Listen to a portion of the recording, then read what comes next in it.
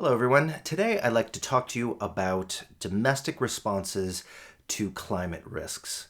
We've talked a lot over the last several months about how different environmental factors can interact with political and economic ones in order to increase risk to human security and to civil conflict. And today, I'd like to shift our focus a bit to looking at how people have agency and are able to respond and potentially either mitigate or adapt to those risks.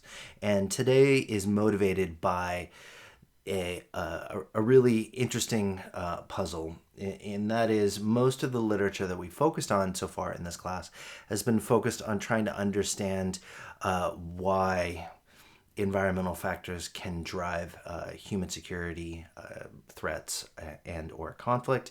And this week and next week, we're going to shift to try to look at why not? What factors push against those elements that can increase scarcity, competition, grievances, a lot of the issues that we've talked about in this class.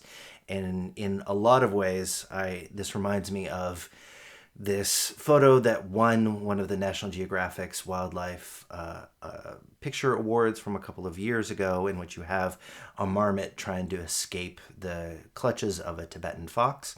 And so far in this class, we've been focused on the perspective of the types of foxes out there that can hurt people in developing countries, those in which there is more established human need, or those that might have the grievances or lower opportunity costs to be able to go to conflict. And this week, I'm going to try to shift the focus to the marmot and focus on how the skills, either at the individual level, at the local level, or at the national level, can try to find ways to evade or deal with the challenge that they have coming before them. And as we've seen going back to week one, with global greenhouse emissions, this is one of those large challenges at the systems level, at the global level, and the drivers of it are not equally distributed around the world, right? You have people in the eastern part of the US, in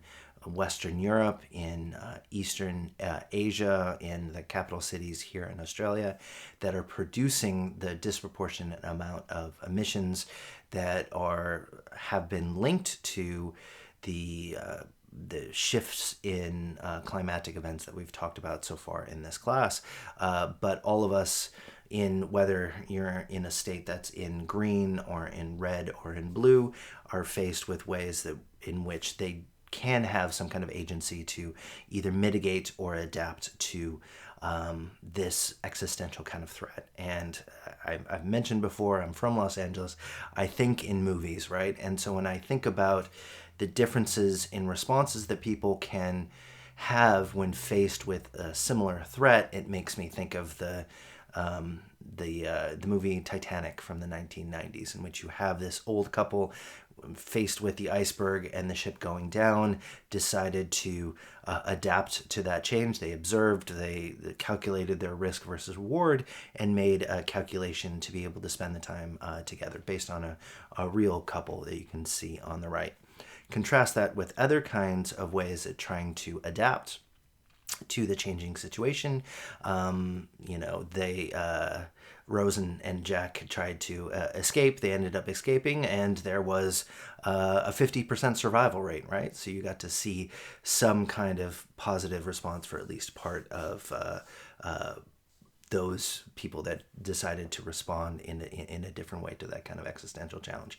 So why do people respond in different ways? What effect different characteristics they might have as individuals or where they are in the world can shape those kind of adaptation responses. And we're also going to focus on a number of mitigation efforts to try to reduce the size and scale of the iceberg that different people are facing. And today's motivating question is, how are national and local governments trying to mitigate and adapt to the challenges that we've seen so far in this semester? In part two of the class, We talked a lot about environmental factors, population pressures, food and water scarcities, natural resource abundance and scarcity. Economic and political development were focused more on in the first part of the class. All of these can blend together in those complex causal pathways in the way like the Vivekananda article et al. Article that we're reading today. So how do they mitigate and adapt, and are there different ways to respond to that similar kind of challenge? And a couple of examples before I move on and starting to define our terms. When we read earlier in the semester the Percival and Homer Dixon article about the Rwandan genocide, this was a paper focused on how environmental factors could have made the conflict worse.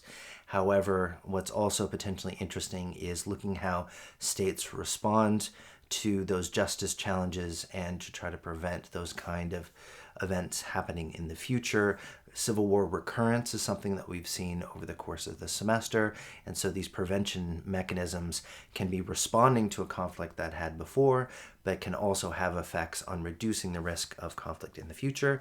The Kinshasa courts in Rwanda are a prime example of national level mechanisms to deal with a rather unique challenge.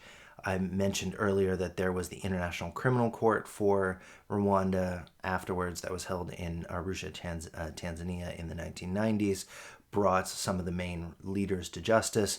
There were too many perpetrators within the country to be able to have a criminal justice system that could address all of those potential perpetrators, and so what they devised was a national level plan that was implemented at the local level to try to have communities coming together to try to get information about what actually happened, people who testified to what they did, and there were local level ways of accountability and punishment, as well as potential reconciliation. This is one example of it. Of course, the reality is often more complicated, as this article from the Washington Post makes clear. Texas in Africa, Laura C.A. wrote a really interesting article about the complicated realities of that. There's also published work on that as well. When I think about other issues, I know some students in this class are writing papers on water issues related to the Murray-Darling Basin, other Australian related issues, and you could find a lot of local and national level efforts. We're going to be talking about some of them a bit later on, but this is one example of how Australian local councils have led the way over the last couple of years as federal policies have moved in a different direction. Both local councils, and I also wanted to point out here in the ACT, there is territory level efforts to try to adapt and potentially mitigate some of the implications of human activity, similar to the ANU's new project to try to move to not just net zero human impact on the environment, but net negative. The College of Arts and Social Sciences, in which I am in now, has changed the catering rules so that all catered events in our college are now going to be vegetarian to try to reduce the to try to mitigate the effects of us holding events. So the ACT has a directorate for trying to plan, to mitigate, and to adapt, as well as to try to encourage individual level responses. This can often be an election issue. We have an election here in Australia on Saturday. The polls are saying one thing, but as we saw with the 2019 election, people are a bit more skeptical at putting a lot of faith in those polls, although of course there's always a standard error around those polling estimates. But in Canada, going back a couple of years now, climate change hasn't really been an issue in our election here in Australia. Canada, it's also trying to be seen as a partisan activity for saying that climate change is real. Every time that I upload a video for this class that relates to climate change, there is that warning underneath the video trying to reaffirm the fact that climate change is real and happening, because it's turned into a political football in a number of countries, not just Australia and the US and where I'm from. there's been a lot of rigorous social science that's tried to analyze both the causes and effects, similar to what we've looked at this term, but then also what people can do at an individual level to respond, often through rigorous social science, like these three who won the Nobel Prize back in 2019 for their efforts, Banerjee, Duflo, and Kremer, for their efforts to try to, at MIT, have a really rigorous center for doing randomized control trials to see what kind of policies affect people's human security, as well as their efforts to try to mitigate or adapt to environmental, cultural, or social or economic changes. And there is a lot of variation in knowledge. They have a lot of really interesting studies in their JPAL group in MIT and abroad, but there's been also a lot of surveys looking at how different states have different levels of visibility about the kind of challenges we've touched on so far this term. This is a bit old now, but this is one of the more recent articles that I was able to find that kind of plotted the difference in knowledge about a lot of the climate factors we focused on in this class. This was from 2015. The latest that I found was in 2019 from Gallup World Polls. Really fascinating. That shows that you have 41% finding the threat of climate change as being very serious, 28% somewhat serious. So you have a vast majority of people saying that it is either somewhat or very serious. However, like I've tried to encourage students to think about in this class, what do these aggregate numbers overlook in the differences within different peoples within the world? So you see, as people get more educated, they find climate change to be a more serious threat. 54% if you have 16 or more years of education, compared to 30% if you have 8 years or less education. So there's an educational gap in awareness of these issues. Taking classes like this or other classes in which you are exposed to some of the science related to these topics, but then also where you are within the world can make quite a dramatic difference. And so you see here Laos, the Laotian people are the least likely to report having knowledge about climate change as a threat, with 54%, a majority of the population. You have Nepal here with 46%, in which you're going to have that be relevant a bit later on today, in which you have a large percentage of the population not knowing. Cambodia, Yemen, Morocco, all the way down to Kazakhstan and Tanzania, you have 75% having some knowledge about it. So you have quite a large variation, even in countries that would be considered developing countries. UAE, Saudi Arabia, more economically developed, and Indonesia as well. But you do have a lot of variation that can in part be connected to the education issues that we've talked about before, as well as governmental efforts to try to raise visibility, or just personal experience in witnessing the kind of changes that we've seen so far in this class. A couple of background videos before we get into more detail about defining our terms that I think show the size and scale of some of the mitigation and adaptation efforts. At an individual level, the first video looks at how Bangladeshi citizens have developed floating farms as a way to try to adapt to rising sea levels and regular flooding that can flood certain parts of the country for the vast majority of the year.